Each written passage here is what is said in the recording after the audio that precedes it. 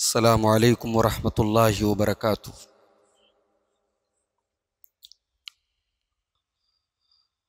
अल्हम्दुलिल्लाह नहमदुहु व नस्तईनुहु व नस्तगफिरुह व नऊज़ु बिल्लाहि मिन शुरूरि अनफुसिना व मिन सय्यिआति अअमालिना।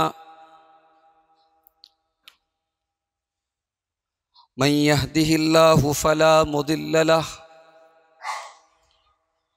व मन युद्लिल फला हादिय लहु।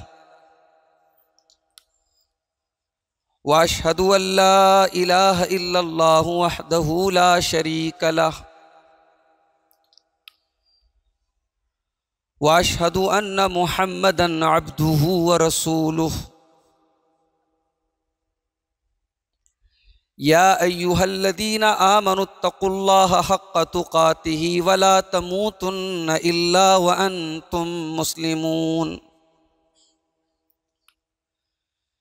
या अय्युहन्नासुत्तक़ू रब्बकुमुल्लज़ी ख़लक़कुम मिन नफ़्सिन वाहिदह व ख़लक़ मिन्हा ज़ौजहा व बत्त मिन्हुमा रिजालन कसीरन व निसाअ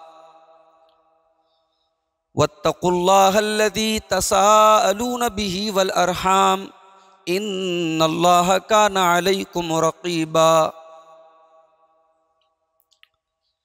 या अय्युहल्लज़ीना आमनुत्तक़ुल्लाहा व क़ूलू क़ौलन सदीदा युस्लिह लकुम अअमालकुम व यग़फ़िर लकुम ज़ुनूबकुम वमन युतिइल्लाह व रसूलहु फ़क़द फ़ाज़ फ़ौज़न अज़ीमा। अम्मा बअद फ़इन्न ख़ैरल हदीस किताबुल्लाह व ख़ैरल हदी हदी मुहम्मदिन सल्लल्लाहु अलैहि वसल्लम व शर्रल उमूरि मुहदसातुहा व कुल्ल मुहदसतिन बिदअह व कुल्ल बिदअतिन ज़लालह व कुल्ल ज़लालतिन फिन्नार। औज़ु बिल्लाहि मिनश शैतानिर रजीम। बिस्मिल्लाहिर रहमानिर रहीम। हत्ता इदा जाअ अहदहुमुल मौत क़ाल रब्बिरजिऊन लअल्ली अअमलु सालिहन फ़ीमा तरक्तु कल्ला इन्नहा कलिमतुन हुव क़ाइलुहा व मिन वराइहिम बरज़ख़ुन इला यौम युबअसून।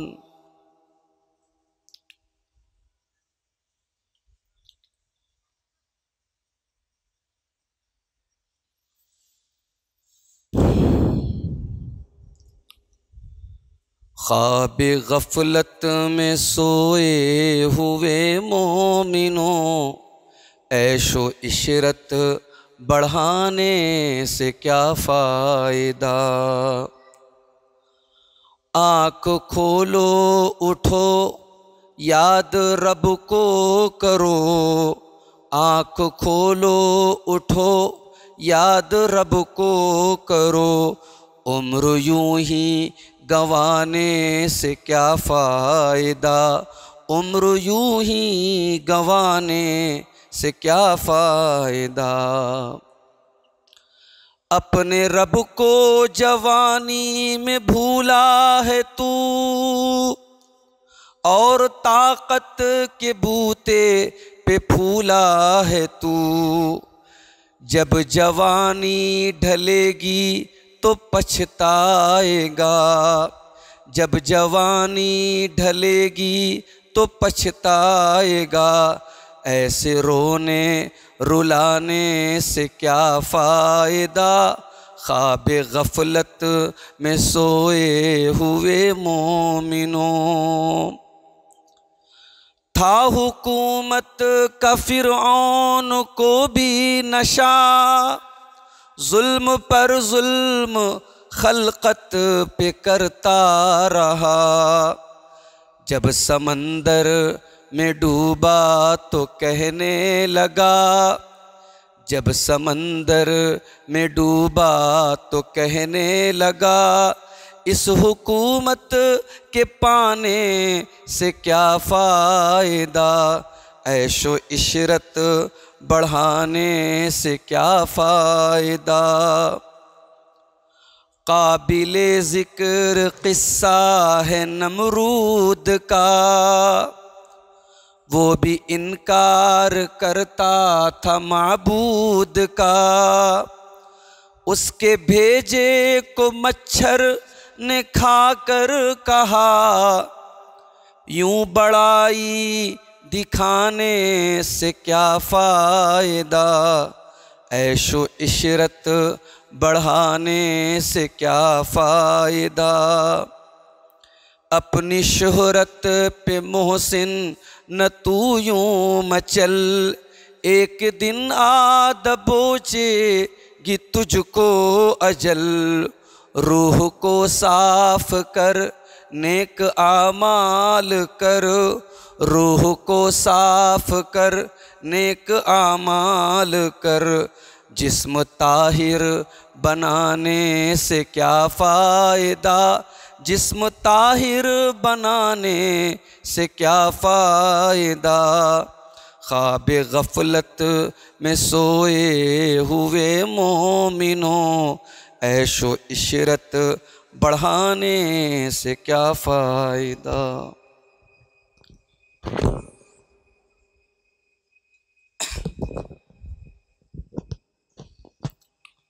मोहतरम हजरात,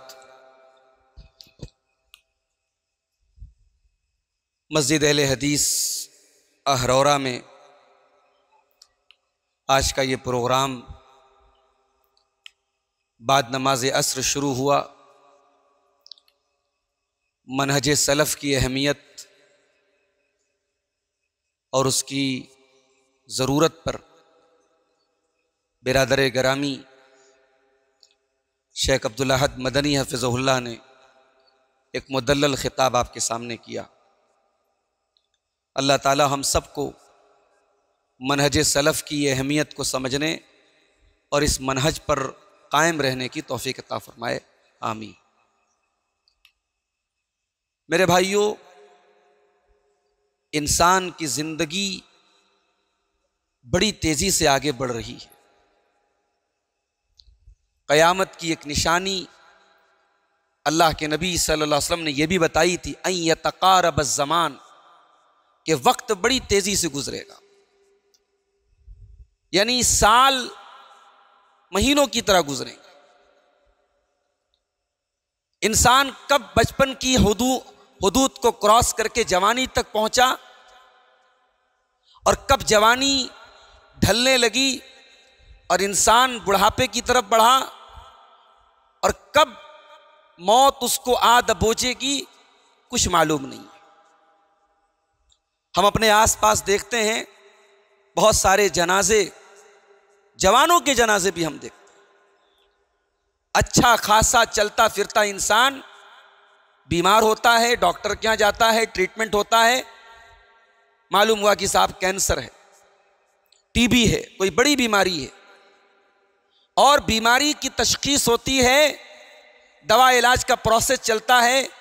इंसान चंद महीनों और या कभी कभी चंद सालों तक हमारे बीच में रहता है, फिर अल्लाह को प्यारा हो जाता है।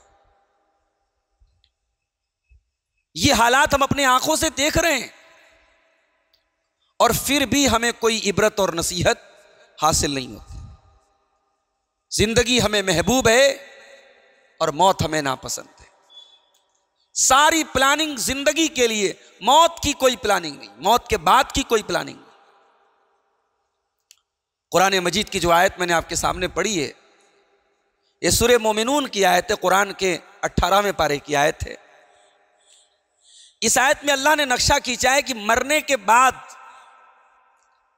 इंसान की तमन्ना क्या होगी, इंसान क्या चाहेगा। दुनिया में तो बहुत कुछ चाहता है इंसान, ये कर लूं, वो कर लूं, ये बना लूं, वो बना लूं। मौत को देखने के बाद इंसान क्या चाहता है। कुरान की आयत बड़ी अहम है। हत्ता इज़ा जाअ अहदहुमुल मौत क़ाल रब्बिरजिऊन। इंसान के ऊपर जब मौत आती है, इंसान कहता है ऐ मेरे परवरदिगार मुझे एक मर्तबा तू दुनिया में लौटा दे, एक मौका और दे दे, एक चांस और दे दे। लअल्ली आमलु सालिहा, और ये चांस मैं इसलिए नहीं मांग रहा हूं कि बेटी की शादी करना है, ये मौका दुनिया में दोबारा आने का मैं इसलिए नहीं मांग रहा हूं कि मकान बनाना है, प्रॉपर्टी बनानी है,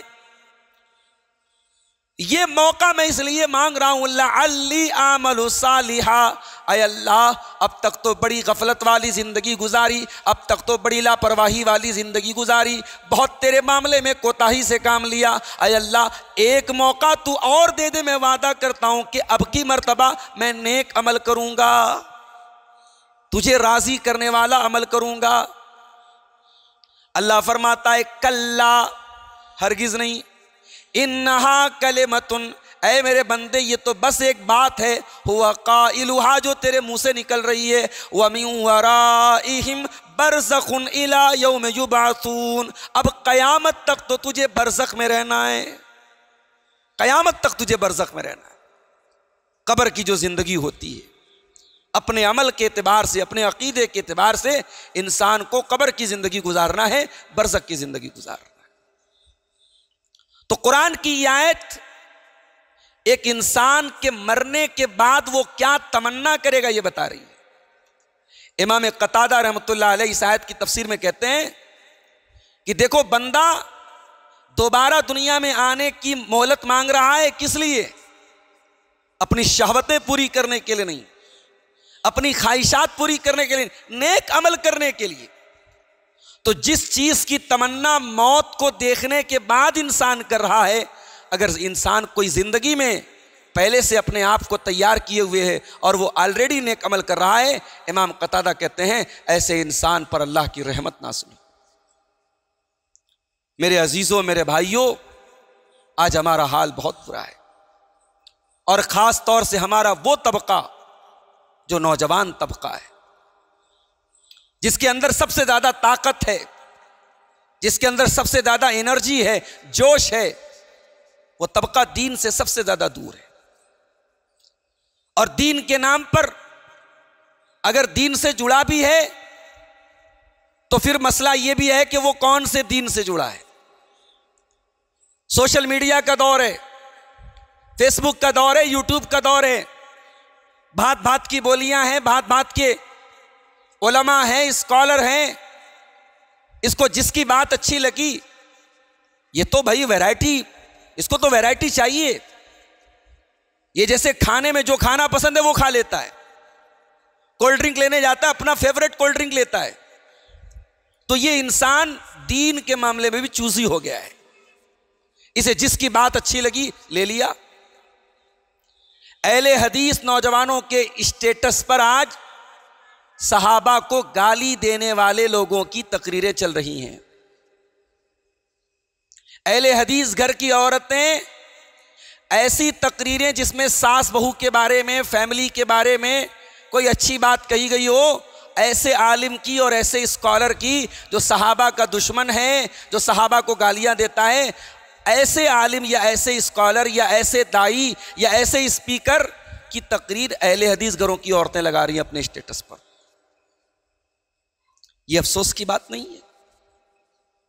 अगर इस मोबाइल ने आज हमको इस लेवल तक पहुंचा दिया है तो बंद कर देना चाहिए मोबाइल। ये सोशल मीडिया अगर हमें इल्म हासिल करने की राहें अगर इसने हमारे लिए आसान की है तो गुमराही को भी बहुत आसान कर दिया है मेरे भाई।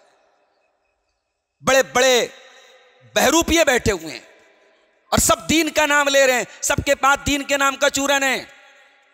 सब कह रहे हैं साहब हम कुरान हदीस वाले हैं, कोई कह रहा है कि साहब हम तो वो बात बता रहे जो उलमा ने नहीं बताई। अच्छा भाई, ऐसी कौन सी बात है जो उलमा ने नहीं बताई और आज का ये झूठ भैया बता रहा है? भाई नबी की हदीस है ना, अल्लाह के नबी ने फरमाया ला तज़ालु ताइफतुम मिन उम्मती ज़ाहिरीन अलल हक़्क़ि मेरी उम्मत में एक जमात ऐसी हमेशा रहेगी, ला तजालू। अरबी जबान में ला तजालू ये किसी चीज के फॉर एवर, हमेशा रहने के लिए लाया जाता है, यानी हर दौर में वो जमात रहेगी। अब ये अगर आज 2024 में 2023 में कोई आगे कहता है मैं वो बात बता रहा हूं जो अब तक उलमा ने नहीं बताई, इसका मतलब कि पिछले 100 साल तक वो जमात नहीं थी, वो लोग नहीं थे जो हक पर चलने वाले थे। ये आया है 2024 में, ये बता रहा है कि मैं हक पर हूं। तो मेरे भाइयों, दीन से हमारा नौजवान जुड़ भी रहा है, गलत प्लेटफॉर्म पर जुड़ रहा है। कितने नौजवान हैं उनकी जिंदगी में न दीनदारी है, न नमाज है, न तकवा है। वो बैठ करके डिस्कस कर रहे हैं, साहब हजरत अली हजरत माविया में जंग हुई, कौन हक पर था? अरे भाई तू है कौन? तेरी औकात क्या है? तू बैठ करके तय कर रहा है कि सहाबा में कौन सही था कौन गलत था। मैं एक बात जानता हूं, सहाबा के दरमियान इख्तिलाफ हुआ, मगर वो इख्तिलाफ, उस इख्तिलाफ में हम शामिल नहीं हुए। जब हम शामिल नहीं हुए तो ना हम 3 में हैं ना 13 में, हम उनका इख्तिलाफ अल्लाह के हवाले करते हैं। हमें यह डिसाइड करने का अधिकार ही नहीं है कौन सही था कौन गलत था। हम इतना जानते हैं कि हर वो इंसान जिसने ईमान की हालत में जनाब मोहम्मद रसूलुल्लाह सल्लल्लाहु अलैहि वसल्लम का दीदार किया, आपसे मुलाकात की, आपकी सोहबत का फैज़ उठाया और ईमान की हालत में उसका इंतकाल हुआ, वो सहाबी है। और जितने सहाबा हैं, कुरान कहता कुल्लम वादल्लाहुल हुस्ना, हर सहाबी से जन्नत का वादा है। भाई कुरान के फतवे से बड़ा तो कोई फतवा नहीं ना। कुरान कह रहा है कि हर सहाबी जन्नती है। जब कुरान कह रहा है हर सहाबी जन्नती है, तो तेरी जबान तू आकर के कह रहा है साहब फला फला सहाबी तो हजरत अली के बागी थे। अच्छा, बागी थे। और कुरान तो कह रहा है जब कोई जमात बगावत करे फ़क़ातिलुल लती तबग़ी, तो बागी से जंग करो, बागी को मार डालो। तो तेरे हिसाब से वो बागी थे, तो फिर उनका कत्ल भी सही हो गया तेरे हिसाब से। क्या बोल रहा है, क्या बक रहा है? और हमारा नौजवान ऐसे लोगों को फॉलो कर रहा है।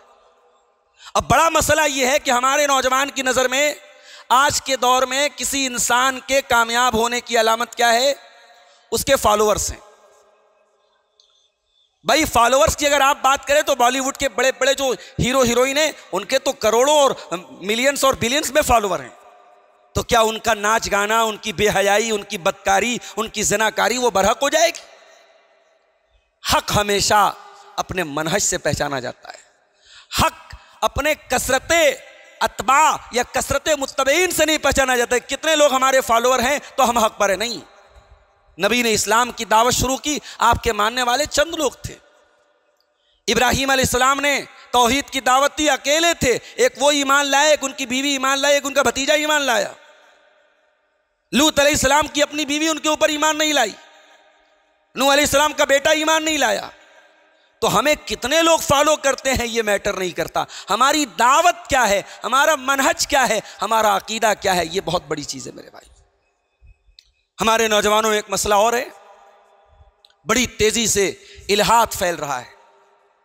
कितने नौजवान हैं पढ़े लिखे हैं माशाअल्लाह, कॉलेज में पढ़ते हैं, यूनिवर्सिटी में पढ़ते हैं, इंग्लिश मीडियम से उन्होंने पढ़ा है, उनको इस्लाम की बातें दकियानूस लगती हैं।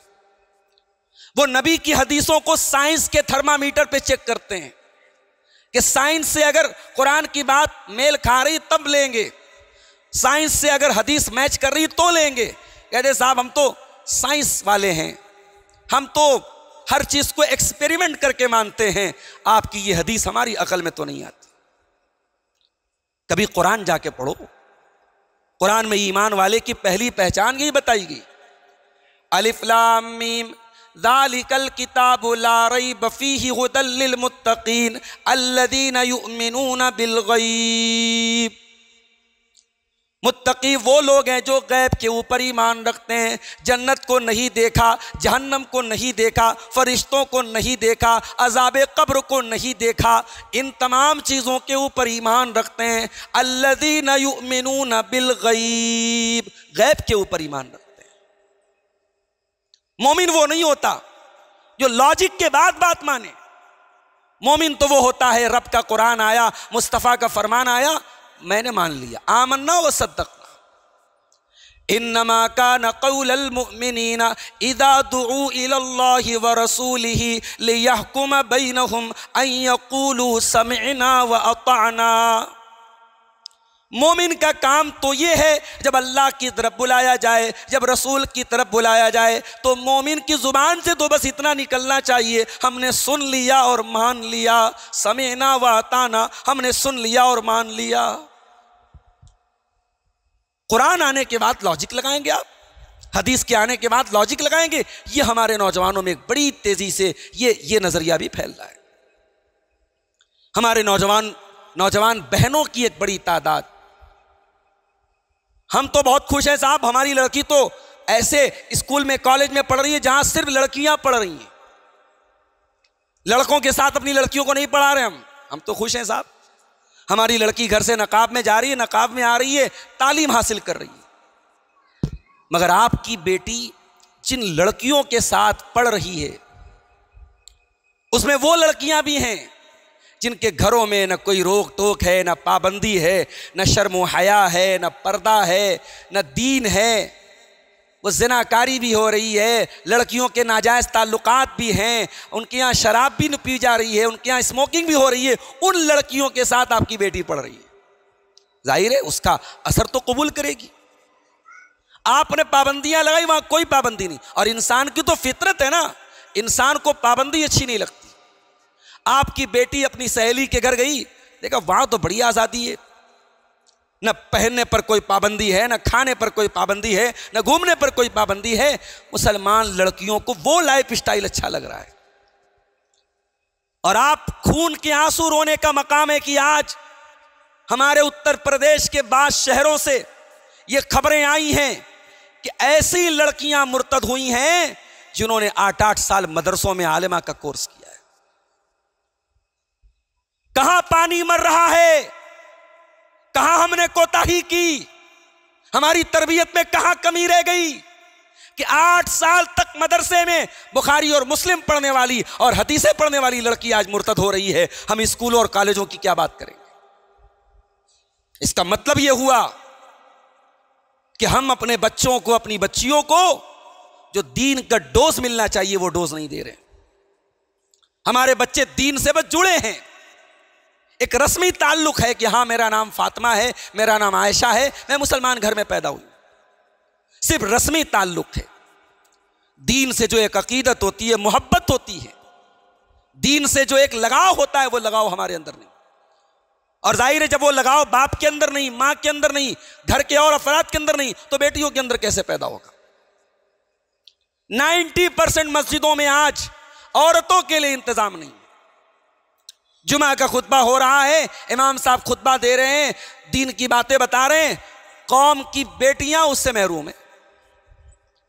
भाई मर्द हजरात तो जलसों में भी जा रहे हैं, तकरीरों में भी जा रहे हैं, औरतें घर के अंदर रह रही हैं, वो दीन कहां से सीखेंगी? कभी आपने इस पर गौर किया? हमारी औरतें दीन से दूर हैं, हमारी बेटियां दीन से दूर हैं। तो ये बहुत बड़ी वजह है हमारी बेटियों के मुर्तद होने की। और आगे बढ़िए, हमारे नौजवानों की एक बड़ी तादाद आज नमाज से दूर है। मस्जिदें माशाअल्लाह कायम हैं, लेकिन आप मस्जिदों का जाके आप हाल देखें, नमाज में कहीं एक सफ हो रही है, कहीं 2 सफ हो रही। शानदार मस्जिद बनी है, नमाजी मिलेंगे भी तो अधेड़ उम्र के लोग, बूढ़े लोग, नौजवान नहीं मिलेंगे। ये नौजवान क्या कर रहा है? बहुत बिजी है क्या? ये बहुत बिजनेस कर रहा है, बहुत कारोबार कर रहा है? अगर वाकई में ये बिजी है तो अपने उस बिजी नौजवान भाई से मैं कहना चाहता हूं कि तेरा बिजनेस, तेरा कारोबार, तेरी नौकरी नमाज से बढ़ के नहीं है। अल्लाह कुरान में कहता है, रिजालुल्ला तुल्हीहिम तिजारतुन वला बैउन अन ज़िक्रिल्लाहि व इक़ामिस सलाति व ईताइज़ ज़काति यख़ाफ़ून यौमन ततक़ल्लबु फ़ीहिल क़ुलूब वल अब्सार। मेरे अल्लाह वाले बंदे तो वो हैं मेरे नेक बंदे तो वो हैं, वो कारोबार भी करते हैं, वो बिजनेस भी करते हैं, वो लेन देन भी करते हैं, मगर जब नमाज का टाइम आ जाए वो सब कुछ छोड़ करके अल्लाह को याद करते हैं। उनका कारोबार, उनका बिजनेस उनको अल्लाह के जिक्र से गाफिल नहीं करता, क्योंकि उनके दिल में डर है क़यामत के दिन का, जिस दिन इंसान के कलेजे और इंसान की आंखें उलट पलट जाएंगी। न इंसान का दिल अपनी जगह रहेगा, न इंसान की आंखें अपनी जगह रहेंगी। आखिरत का डर नहीं है मेरे भाई। एक बड़ी तादाद आज नमाज से दूर है, और साहब नबी पर मरने मिटने की बात हो रही है।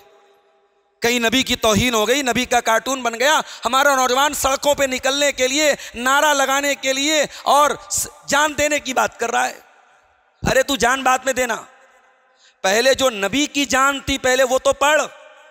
ये नमाज तेरे नबी की जान थी, तेरे नबी का सुकून थी, तेरे नबी का चैन थी।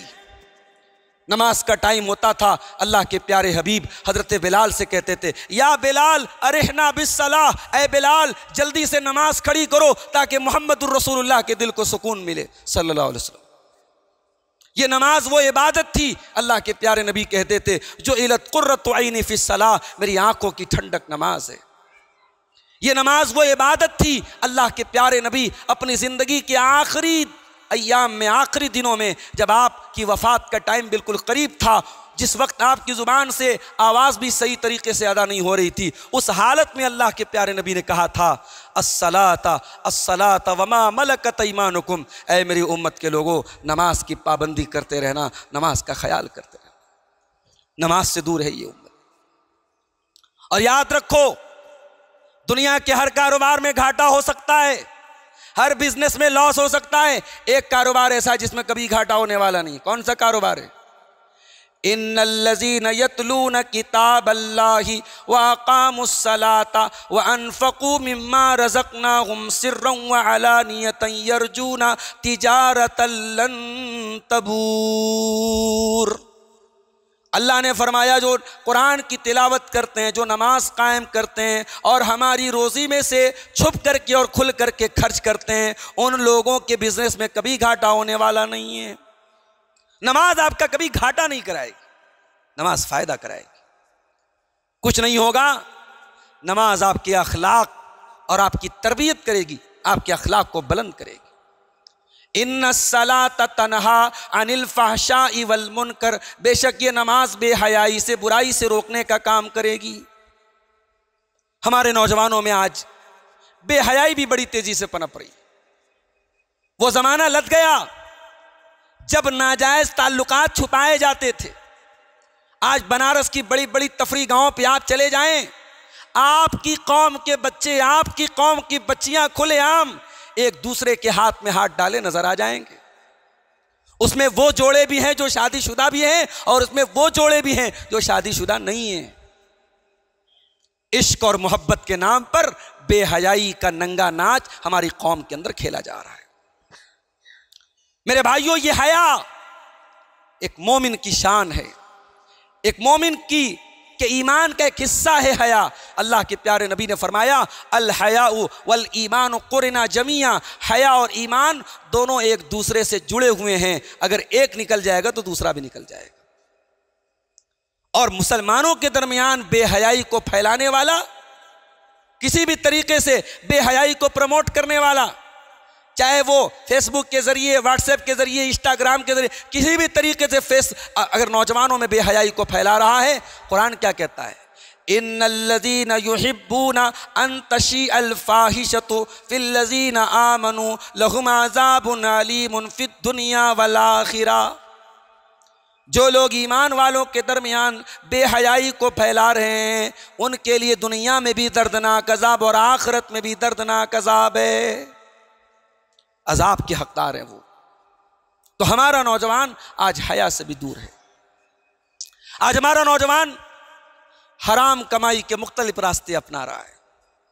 पैसा कमाने की धुन ऐसी सवार है, सूद और ब्याज का धंधा मुसलमान कर रहा है, ऑनलाइन सट्टेबाजी मुसलमान कर रहा है, जुआ के मुख्तलिफ ऐप्स मुसलमान इस्तेमाल कर रहा है। क्या वो अपने नबी के उस फरमान को भूल गया? अल्लाह के प्यारे नबी ने फरमाया, कि जो जिस्म माँ नबत लहमुन मिन सुहतिन फन्नारु औला बिही, जो जिस्म हराम कमाई से परवरिश पाएगा वो जिस्म जहन्नम की आग में जाएगा। जिस जिस्म की परवरिश, जिस बदन की रगों में हराम का खून दौड़ेगा वो बदन जहन्नम की आग में जाएगा, वो जन्नत में नहीं जाएगा। अल्लाह के प्यारे नबी ने सूद और ब्याज के बारे में कैसी खतरनाक वईद आपने बयान फरमाई। सही मुस्लिम की रिवायत है, लाना रसूलुल्लाह सल्लल्लाहु अलैहि वसल्लम आकिल रिबा व मुकिलहु व कातिबहु व शाहिदैहि व कालहुम सवा। सूद खाने वाले पर, सूद खिलाने वाले पर, सूद लिखने वाले पर और सूद की गवाही देने वाले पर अल्लाह की लानत हो। उस दौर में हम जिंदगी गुजार रहे हैं जहां सूद किसी न किसी शक्ल में हम सबके घरों में आ रहा है, दाखिल हो रहा है। सबके सेविंग बैंक में अकाउंट्स हैं, सबके बैंक में इंटरेस्ट की रकम आ रही है। कितने लोग ऐसे जो इंटरेस्ट की रकम निकाल के अपने इस्तेमाल में नहीं लाते? मैक्सिमम लोगों का हाल है कि ठीक है भाई आ रहा है, इस्तेमाल हो रहा है। सूद की रकम आज मुसलमान के घर में आ रही है। यही वो दौर था जिस दौर के बारे में अल्लाह के प्यारे नबी ने फरमाया, याती अलन्नासी ज़मानुन ला युबालिल मर्उ मिन ऐना अखज़ल माल। एक ऐसा ज़माना भी लोगों पर आएगा जब इंसान इस बात की परवाह नहीं करेगा कि माल किस तरीके से कमा रहा है, हराम तरीके से कमा रहा है या हलाल तरीके से कमा रहा है। किसी की ज़मीन हड़प ली, अपने भाई की, अपने पड़ोसी की ज़मीन में नाजायज़ तजावुज़ कर लिया। हजरत अली कहते हैं, सही मुस्लिम की रिवायत है, अल्लाह के प्यारे नबी ने मुझसे फरमाया 4 लोगों पर अल्लाह की लानत हो। लान अल्लाहु मन लाना वालिदहु, जो अपने माँ बाप के ऊपर लानत करे, अपने बाप पर लानत करे, उसके ऊपर अल्लाह की लानत हो। माँ बाप लानत के हकदार नहीं है, माँ बाप तो रहमत के हकदार हैं। उनके फैसले गलत हो सकते हैं, उनकी बातें कड़वी हो सकती हैं, उनका गुस्सा गलत हो सकता है, उनके एहसानात फिर भी खत्म नहीं हो सकते। माँ ने तुझे पैदा करने में जो तकलीफें झेली और बाप ने तेरी परवरिश में जो दुख उठाए हैं, तू एड़ी रगड़ रगड़ के मर जाए, उन एहसानात का बदला नहीं उतार सकता। इसलिए बाप से तमीज से बात कर, बाप को कभी लान तान मत कर। अल्लाह के प्यारे नबी ने कहा, अल्लाह की लानत हो उस इंसान पर जो अपने बाप पर लानत करे। वलान अल्लाहु मन ज़बह लिग़ैरिल्लाह, और अल्लाह की लानत उस इंसान के ऊपर जो अल्लाह के अलावा किसी और के नाम से जानवर ज़बह करे। अच्छा, कितनी अजीब बात है। जानवर सेम है, तरीका सेम है, गोश्त सेम है, हड्डियां सेम है, बस गैरुल्लाह का नाम ले लिया गया तो हराम हो गया। कभी आपने इस एंगल से गौर किया? इस्लाम कितना सेंसिटिव दीन है हलाल और हराम के मामले में। एक बकरा इंसान लाया, एक मुर्गा लाया, उसको अल्लाह के अलावा किसी देवी के नाम से, किसी देवता के नाम से, किसी नबी के नाम से, किसी वली के नाम से, किसी बुजुर्ग के नाम से ज़बह कर दिया। सही तरीके से ज़बह किया, छुरी भी तेज थी, सारी रगें भी कट गईं, मगर वो जानवर हराम है, हराम है, हराम है, उतना ही हराम है जितना सूअर का गोश्त हराम है। क्यों? अल्लाह को शिर्क बर्दाश्त नहीं, तौहीद के मामले में कोई समझौता नहीं। जैसे सजदा अल्लाह के अलावा किसी और के लिए जायज नहीं, दुआ अल्लाह के अलावा किसी और के लिए जायज नहीं, उसी तरीके से जानवर ज़बह करना भी अल्लाह के अलावा किसी और के लिए जायज नहीं। अल्लाह के नबी ने कहा, अल्लाह की लानत उस इंसान पर जो गैरुल्लाह के लिए जानवर ज़बह करे। वलान अल्लाहु मन आवा मुहदिसन, और अल्लाह की लानत उस इंसान के ऊपर जो किसी बिदअती को पनाह दे। वलान अल्लाहु मन गय्यर मनार अल अर्दी, और अल्लाह की लानत उस इंसान के ऊपर जो ज़मीन के निशानात को मिटा दे, जो अपने भाई की ज़मीन को हड़पने के लिए, अपने पड़ोसी की ज़मीन पर नाजायज़ कब्ज़ा करने के लिए ज़मीन के निशानात को मिटा दे। कितनी 420 आज हो रही, नकली सिग्नेचर करके, नकली गवाही ला करके किस तरीके से दूसरों की ज़मीन पे लोग नाजायज़ कब्ज़ा कर रहे हैं। अल्लाह से डरना चाहिए मेरे भाई। ये ज़मीन यहीं रहेगी, ये जायदाद यहीं रहेगी, हमें खाली हाथ दुनिया से जाना है। 2 गज ज़मीन के नीचे जब हम दफन होंगे, हमारी हराम की बनाई गई प्रॉपर्टी, हमारे हराम के कमाए गए पैसे हमारे काम नहीं आएंगे। तो आज हमारा नौजवान हराम कमाई के रास्ते की तरफ बड़ी तेजी से जा रहा है। और आगे बढ़िए, हमारे नौजवानों को एक चीज और बहुत तबाह बर्बाद कर रही है, और वो चीज है ज़िनाकारी और बदकारी। और उसके बहुत सारे असबाब हैं। इस दौर में जबकि हम अपनी आंखों से देख रहे हैं कि ज़िना करना इंतहाई आसान हो चुका है। एक नौजवान लड़के के लिए, एक नौजवान लड़की के लिए ज़िना के रास्ते पर चलना बहुत आसान है। कोई डर नहीं है उसको, न पुलिस का डर है, न कानून का डर है, न समाज का डर है। इन सारे डरों से निपटने के तरीके मौजूद हैं।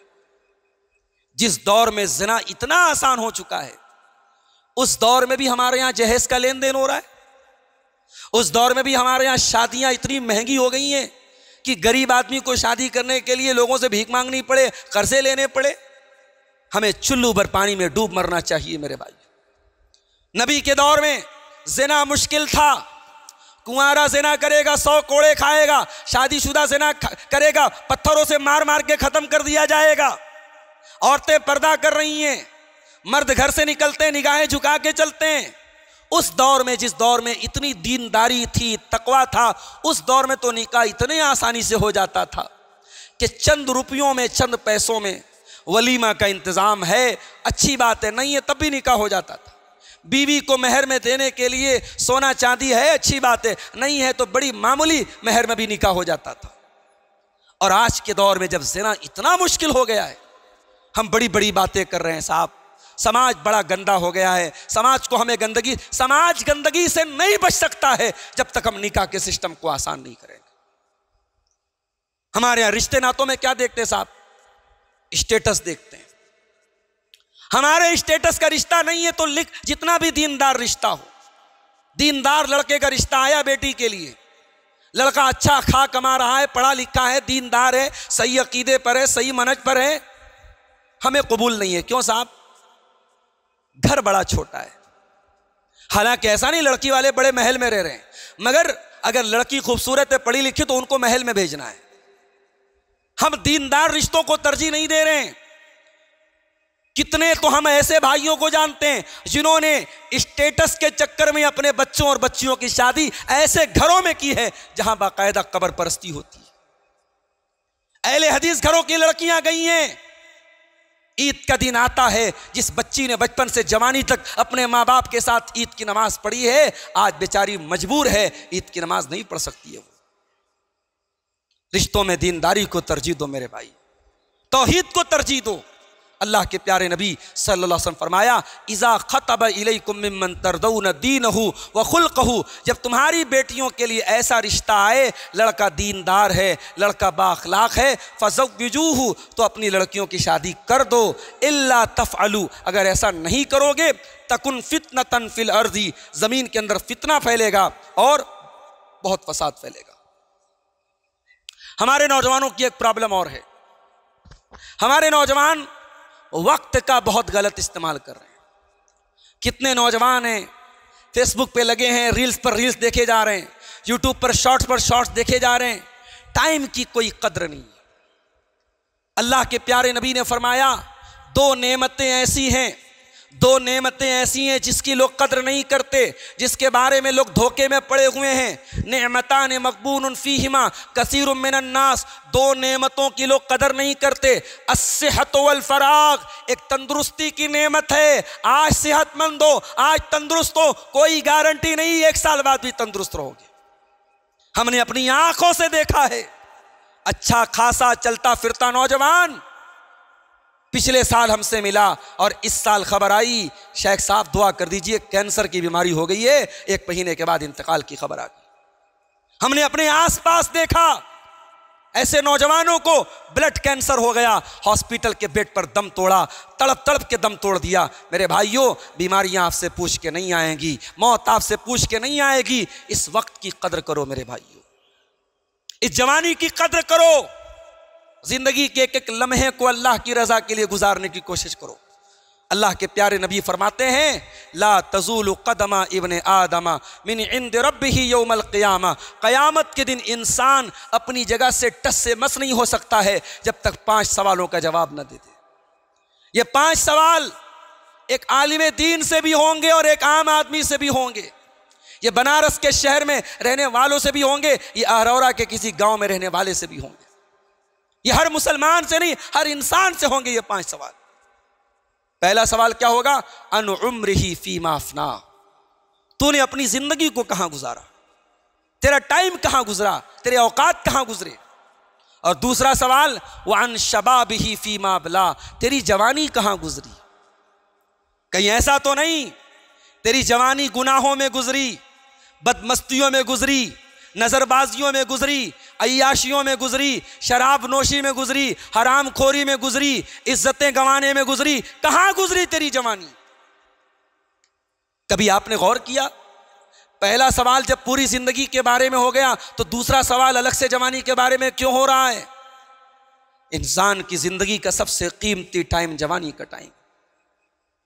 जवानी की एनर्जी बुढ़ापे में नहीं मिल सकती, जवानी का जोश बुढ़ापे में नहीं मिल सकता, और जवानी एक बार गई तो फिर दोबारा नहीं मिल सकती।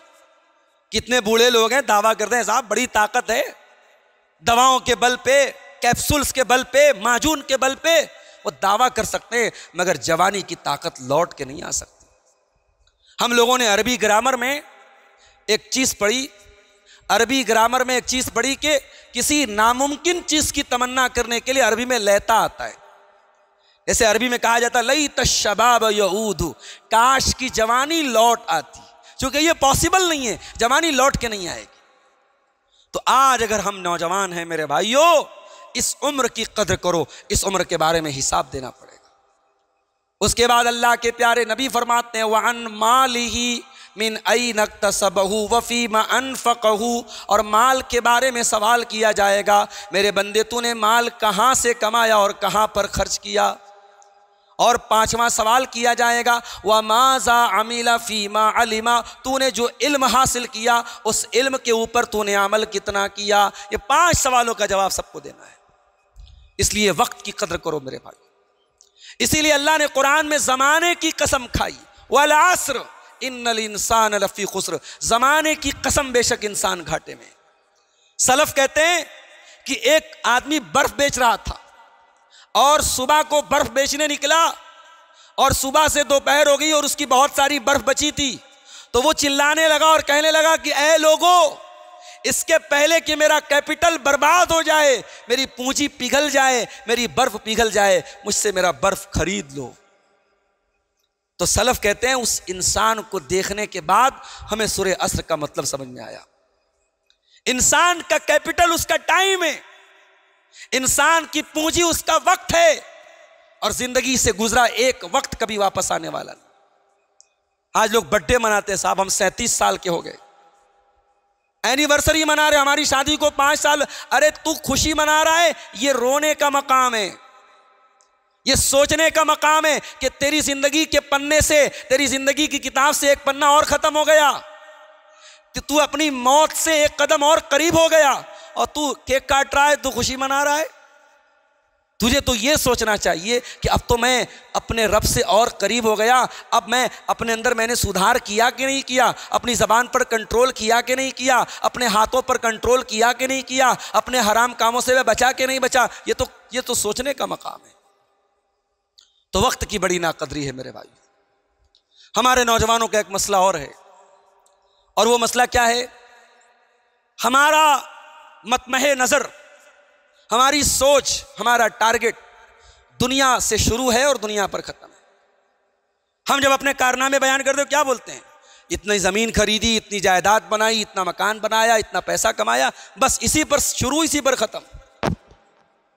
जुमा के दिन जब हम जुमा की नमाज पढ़ते हैं, इमाम साहब सूरह आला की तिलावत करते हैं, और सूरह आला में ये आयत भी बार बार हमारे कानों में पड़ती है, बल तुसिरूनल हयात दुनिया, ऐ मेरे बंदो तुम दुनिया की जिंदगी को तरजीह देते हो, दुनिया की जिंदगी को सब कुछ समझते हो, वल आखिरतु खैरुन व अबका, जबकि आखिरत की जिंदगी ज्यादा बेहतर और ज्यादा बाकी रहने वाली है। आखिरत का कितना डर है हमारे अंदर, आखिरत की कितनी फिक्र है।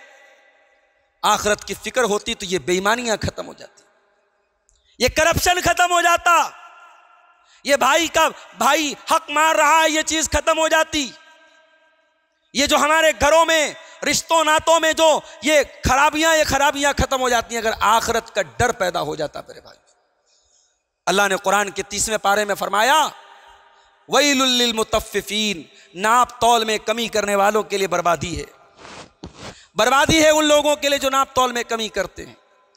अल्लज़ीना इज़क्तालू अलन्नास यस्तौफून, जब सामान देने का नंबर आता है तो पूरा, जब देने का नंबर आता है तो डंडी मारते हैं, और जब लेने का नंबर आता है तो पूरा पूरा लेते हैं। अल्लज़ीना इज़क्तालू अलन्नास यस्तौफून, जब लेते हैं तो पूरा लेते हैं। व इज़ा कालूहुम औ वज़नूहुम युक्सिरून, और जब देने का नंबर आता है तो डंडी मारते हैं।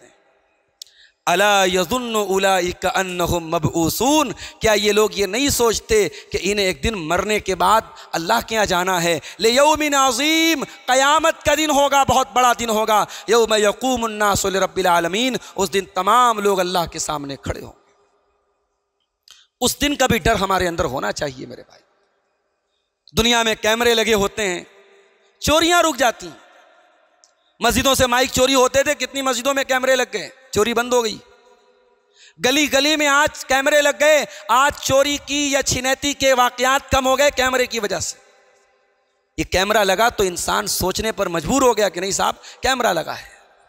हमें दुनिया के कैमरे का डर है, अल्लाह के कैमरे का डर नहीं है। अल्लाह का कैमरा हर इंसान के साथ लगा है। अरे अल्लाह का कैमरा तो हमारे दिल के अंदर भी झांक रहा है, दिल में क्या चल रहा है। ऊपर से तो सलाम कर दिया, मुस्कुरा के मिल भी लिए, अगर अंदर बुग़्ज़ है, अंदर हसद है, अंदर दुश्मनी है, अल्लाह का कैमरा तो वो भी देख रहा है। यालमु खाइनतल अयुनि वमा तुख्फिस सुदूर, अल्लाह तुम्हारी आंखों की चोरियों को भी जानता है और अल्लाह तुम्हारे दिलों में छुपे हुए राज भी जानता है। उस अल्लाह से हमें डरना चाहिए मेरे भाई। लेकिन आज हमारा नौजवान नहीं डर रहा है। हमारे नौजवान के दिल से आखिरत का डर निकल गया है। अरे मुर्दों को दफनाने के टाइम लोग हंस रहे हैं, चुटकुलेबाजी चल रही है कब्रिस्तान में खड़े होकर के, जबकि कब्रिस्तान वो जगह है, ये इबरत की जा है, तमाशा नहीं है। कब्रिस्तान में जाने के बाद इंसान को सोचना चाहिए, आज मैं दूसरे की मिट्टी में आया हूं, कल लोग मेरी मिट्टी में आएंगे। वहां एसी नहीं लगा होगा, वहां कूलर नहीं होगा, वहां मैं मिट्टी से पैदा हुआ था और मिट्टी पे लेटा रहूंगा। उसी कब्र में मुझे जाना है, कब्रिस्तान जाके ये याद करना चाहिए मेरे भाई। इसीलिए उस्मान गनी रज़ी अल्लाह तआला अन्हु जब किसी कब्र के पास से गुजरते थे तो ज़ारो कतार रोने लगते थे। किसी ने पूछा क्या उस्मान गनी क्या बात है, जन्नत की बात होती है तो आप नहीं रोते हैं, जहन्नम की बात आती है तो आप नहीं रोते हैं, लेकिन कब्रिस्तान जा कर के रोने लगते हैं। तो उस्मान गनी कहते हैं मैंने अपने प्यारे नबी मुहम्मदुर रसूलुल्लाह सल्लल्लाहु अलैहि वसल्लम को फरमाते हुए सुना है, इन्नल क़ब्र अव्वलु मंज़िल मिन मनाज़िलिल आखिरा, बेशक कब्र आखिरत की पहली मंजिल है। जिसने कब्र की मंजिल को पार कर लिया उसके लिए आगे की मंजिल आसान है। तो हमारा नौजवान न कब्र के बारे में सोच रहा है, न क़यामत के बारे में सोच रहा है, न आखिरत के बारे में सोच रहा है। दुनिया से शुरू, दुनिया पर खत्म। मगर याद रखो मेरे नौजवान भाइयों, दुनिया के बाद भी एक और दुनिया है। ये दुनिया कितने दिन रहेगी और ये दुनिया की जिंदगी कितने दिन हमारा साथ देगी। एक दिन वो आएगा जब हमें पछताना पड़ेगा।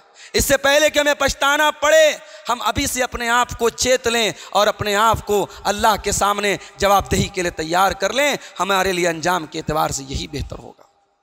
और आखिरी दो चीज़ें बयान करके बात खत्म करूंगा। हमारे नौजवानों में बड़ी तेजी से एक और चीज़ चल रही है, और वो क्या है, और वो चीज़ है अपनी ताकत का गलत इस्तेमाल। कोई नौजवान है, अगर उसका जिस्म ताकतवर है, इसको मार दिया, उसको पीट दिया, उसको आंखें दिखा दिया, उसको नाज है साहब मैं बॉडी बिल्डर आदमी, मुझसे कौन लड़ेगा। कोई अगर समाज में रुतबे वाला है, अपने रुतबे का गलत इस्तेमाल। अगर किसी को पॉलिटिकल पावर हासिल है, अपने पावर का गलत इस्तेमाल। याद रखो, ये जिस्म की ताकत, ये ओहदे की ताकत, ये कुर्सी की ताकत, ये सारी ताकत एक दिन छिन जाएगी और रब्बे करीम आवाज देगा, लेमनिल मुल्कुल यौम, आज किसके हाथ में पावर है, आज किसके हाथ में बादशाहत है, आज किसके हाथ में हुकूमत है। और दुनिया के बड़े बड़े बादशाहों और बड़े बड़े हुक्मरानों के सर झुके होंगे और अल्लाह वाहिद की आवाज आएगी, लिल्लाहिल वाहिदिल क़हार। आज पावर अल्लाह के हाथ में है, आज ताकत अल्लाह के हाथ में है, आज मजलूमों को इंसाफ मिलेगा, आज जालिमों से क़िसास लिया जाएगा, आज हर एक को अपने करतूतों का हिसाब देना पड़ेगा। मेरे प्यारे साथियों, अल्लाह के प्यारे नबी फरमाते हैं, लतुअद्दुन्नल हुकूक इला अहलिहा, ओ लोगों, दुनिया में लोगों के हक उनको दे दो, वरना कयामत के दिन तुमको देना पड़ेगा। हत्ता युकाद लिशातिल जलहाई मिन शातिल करना, यहाँ तक कि कयामत के दिन सींग वाली बकरी ने अगर बगैर सींग वाली बकरी को मारा है तो बकरी को भी बकरी से क़िसास दिलवाया जाएगा, बकरी को हिसाब देना पड़ेगा। ताकत का गलत इस्तेमाल मत करो मेरे भाई, ताकतवर बनो, जिस्म को ताकतवर बनाओ। हमारे मुल्क में आज हम लोग डिस्कस करते हैं कि साहब हालात बड़े ख़राब हैं, हुकूमत की तरफ से ये मसले हैं, प्रशासन की तरफ से ये मसले हैं। मैं कहता हूँ सारे मसले एक तरफ, आप अपने आप को मुल्क के कानून के दायरे में रह करके अपने आप को मजबूत बनाओ। आप अपने नौजवान बच्चों को आला तालीम दिलाओ। मुल्क में जो हमारे मुल्क में जो प्रशासनिक सेवाएं होती हैं उसमें हमारे लोग क्यों पीछे हैं, उसमें हम भी आगे आए। और आज आप देखें बहुत सारे इलाकों में, मैं गाजीपुर में एक गांव है, 12 गांव, 12 में वहां गया हूं, पूरे गांव में सैकड़ों लोग पुलिस में हैं। तो हम लोग साहब कभी कभी कहते हैं हमारे साथ बड़ा भेदभाव, कोई भेदभाव नहीं होता है। आप कोशिश तो करें, मेहनत करें। आज पूरा पूरा गांव पुलिस की तैयारी करता है, वहां सैकड़ों लोग पुलिस में सर्विस कर रहे हैं। आप अपने बच्चों को अच्छा वकील बनाएं, जज बनाएं। आप अपने बच्चों को मेहनत करके IAS के एग्जाम की तैयारी कराएं।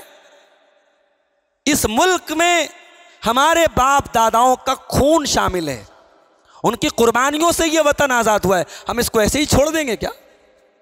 हम इस मुल्क की खिदमत भी करेंगे और इस मुल्क में उठने वाली हर नाइंसाफी का मुंह तोड़ जवाब भी देंगे। अपने आप को इस लायक बनाओ। भाई तुम्हारे पास बोलने का सलीका नहीं, तुम्हारे पास कोई प्लेटफॉर्म। आज सारे न्यूज़ चैनल नफरत की आग फैला रहे हैं। हाँ, हम बैठ के रोना रो रहे हैं साहब, ये न्यूज़ चैनल वाले हमारे खिलाफ बड़ा प्रोपेगेंडा कर रहे हैं। भाई तेरी तादाद मुल्क में कितनी है?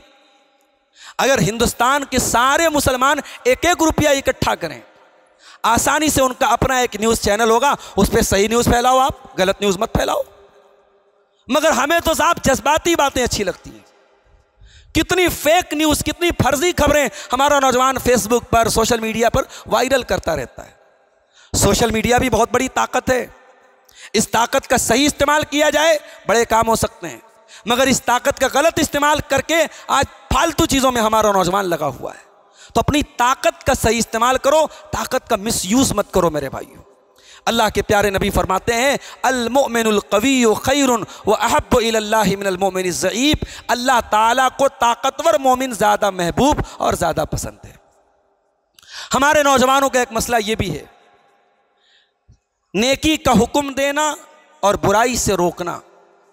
ये एक मोमिन की जिम्मेदारी है, उसकी ड्यूटी है, इस उम्मत की जिम्मेदारी है। कुंतुम खैरा उम्मतिन उखरिजत लिन्नास, ऐ मुसलमानों तुम बेहतरीन उम्मत हो, तुम्हें लोगों के लिए निकाला गया है। तुम नेकी का हुक्म देते हो, बुराई से रोकते हो।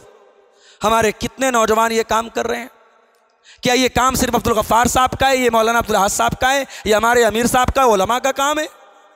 अगर आपके इलाके में कोई बुराई फैल रही है, हमारे नौजवानों की भी एक यूनिट ऐसी होनी चाहिए कि जो बुराई से दूसरों को रोके और खुद भी बुराई से दूर रहे, जो दूसरों को नेकी का हुक्म दे और खुद भी नेकी पर कायम रहे। ये हर नौजवान को इस काम में भी अपना रोल अदा करना चाहिए। और ये रोल अगर हम अदा नहीं करेंगे, हम बुराई से नहीं रोकेंगे, बुराई हो रही है हम सोचेंगे यार हमारा क्या जाता है, अगर ये सोच है तो ये बर्बादी की सोच है। और ये सोच जब पैदा होगी तो दुआएं कबूल नहीं होगी। अल्लाह के प्यारे नबी फरमाते हैं, लतामुरुन्ना बिल मारूफ व लतनहवुन्ना अनिल मुनकर।